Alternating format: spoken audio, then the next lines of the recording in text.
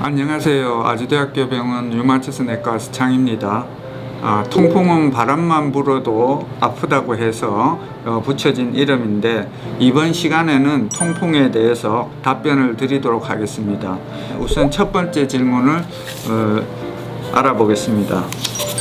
안녕하세요. 이번 검진 결과에서 요산 수치가 8.5mg/dl로 나왔어요. 정상 수치가 7 이하라고 알고 있거든요. 평소 아무런 증상이 없었는데 요산 수치가 높으면 통풍인가요? 예, 좋은 질문입니다. 일반적으로 통풍은 요산이 높아서 요산이 관절에 침착을 해서 염증을 일으키는 질환입니다. 하지만 요산이 높다고 해서 다 통풍이 생기는 것은 아니기 때문에, 요산이 높으면서 관절의 염증에 의해서 관절이 붓고 아프고 이런 증상이 있을 때 우리가 통풍이라고 합니다. 그렇지만 이 요산의 관리가 중요한 이유가, 일반적으로 요산 수치가 9 이상 올라가면 5년 이내에 통풍이 생길 확률이 한 20%라고 우리가 일반적으로 이야기를 하기 때문에 요산을 정상적으로 유지하는 것이 중요하다고 하겠습니다. 그 요산 수치가 왜 오르는 거예요? 이유 원인이 뭐예요? 이제 유전일 확률은 이제 우리가 통풍 환자의 한 10%를 이야기를 하는데, 90%는 결국은 요산이 배출이 잘 안 돼서 그래요. 신장으로 배출이 떨어진다든지 이런 것 때문에, 신부전이 있는 환자들은 대부분 요산이 많이 올라가고, 음식, 그 다음에 술, 그 다음에 육류, 생선 이런 게 우리 몸에서 또 그렇고, 또 그 다음에 우리 몸에 근육 이런 게 분해될 때 요산이, 그러니까 이제 근육량이 많은 분, 그리고 또 약제들, 대표적인 게 아스피린인데, 저용량 아스피린을 썼을 때 신장으로 배출을 감소시켜요. 또 그 다음에 이뇨제를 쓰게 되면 요산이 또 올라가게 돼 있고, 또 면역 억제제, 우리가 이제 면역 질환에서 사이클로스포린이라든지 이런 면역 억제제를 사용하게 되면 그런 약제들이 또 요산을 올려요. 그래서 이런 다양한 원인에 의해서 요산이 올라갈 수가 있습니다. 두 번째 질문을 읽어보겠습니다. 4년째 통풍약을 복용 중인 50대 남성 환자분입니다. 현재 요산 수치는 정상으로 유지하고 있는데 이제 약을 끊어도 되지 않나요? 이렇게 말씀하셨습니다.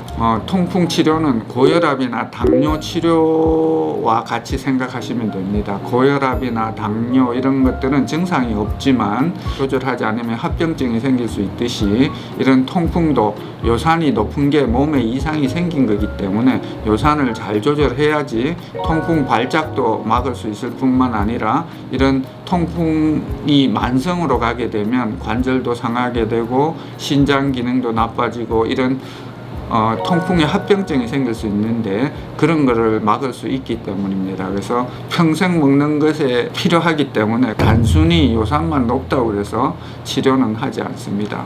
그런 경우에는 주로 음식이라든지 술을 적게 먹고 육류나 생선을 줄이고, 또 규칙적인 운동 이런 관리를 통해서 요산을 낮게 유지하면 통풍이 생기는 것을 막을 수 있기 때문에, 통풍약을 먹을 때는 신중히 결정을 해야 되고, 통풍약을 먹어야 된다고 결정이 되면 평생 통풍약을 먹으면서 요산을 잘 조절하는 게 중요하다고 하겠습니다.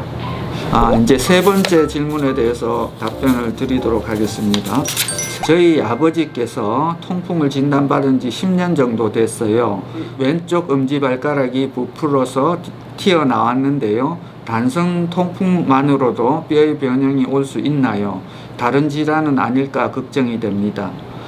통풍이 한 10년 이렇게 지속이 되게 되면 만성 통풍으로 가게 되는데, 관절뿐만 아니라 피부나 근육 이런 데도 요산이 침착이 돼요. 그래서 이런 요산이 침착해서 점점 늘어나게 되면 그게 이제 부풀어 오른 것처럼 보이는데, 우리가 요거를 요산결절이라고 해요. 그 요산결절은 요살이 뭉쳐 있는 거거든요. 그래서 만져보면 뼈만큼 딱딱하진 않지만 약간 근육보다는 단단한 정도의 그런 결절이 만져지는데, 이게 문제는 이게 계속 생기다 보면 우리 몸 안에서 요산결절이 점점 커지게 되면 이게 커지면서 주위에 있는 근육이나 뼈 이런 거를 파괴시킬 수 있어요. 그래서 관절이 상하고 변형이 오고 그럴 수 있기 때문에 이걸 막는 방법도 요산을 정상으로 유지하는 거죠. 그래서 요산이 정상으로 유지가 되면 이런 그 결절 안에 있는 요산이 피 속으로 와서 소변으로 빠져나가요.